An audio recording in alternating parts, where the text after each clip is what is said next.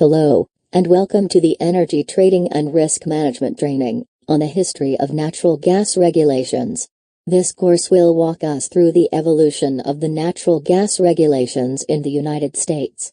At the end of this journey, you should have a good understanding about the history of the natural gas regulation. Click Start to begin course. The natural gas industry in the U.S. has seen some major upheavals in the past century. In this training course on the history of natural gas regulation, we will talk about the events that have led to the structure of the natural gas industry in its current state. We will be talking about regulation in its infancy. Here we will talk about why the need for regulations arose and the shape that they took on.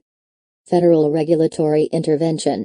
We will then talk about why and how the federal authorities stepped in to regulate the natural gas industry. Natural Gas Act, where we will discuss the first act passed by the federal government to regulate the price of interstate gas sold. Wellhead Price Regulation. This talks about why and how the price of gas sold at the wellhead was brought under the ambit of regulation. Wellhead Price Control. This looks at the impact of regulating the wellhead prices of natural gas. Natural Gas Policy Act. This talks about the steps taken by the federal government to address the shortages of natural gas. FERC Order Number 436.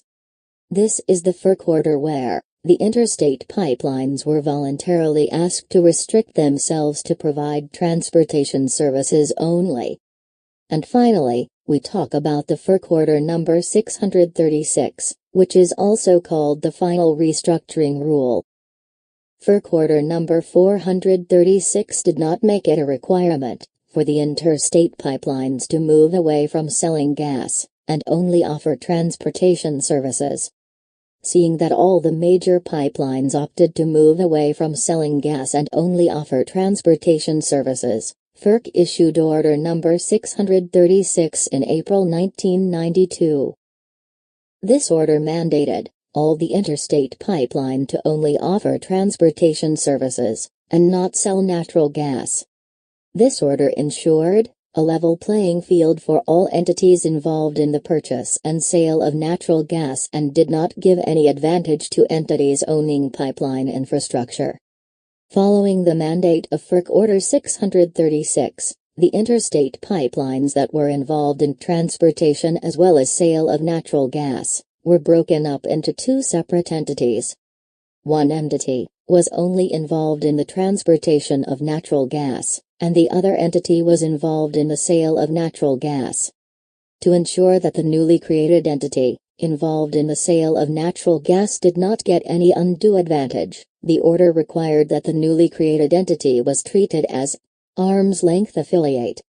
This meant that the newly created entity involved in the sale of natural gas did not get any information from the entity that was involved in transportation of natural gas as to who else was moving gas. The gas was moving from which location to which location. Were there any congestions that everybody was not aware, etc. Thank you for watching this preview. To buy this course, visit us at www.etrminstitute.com.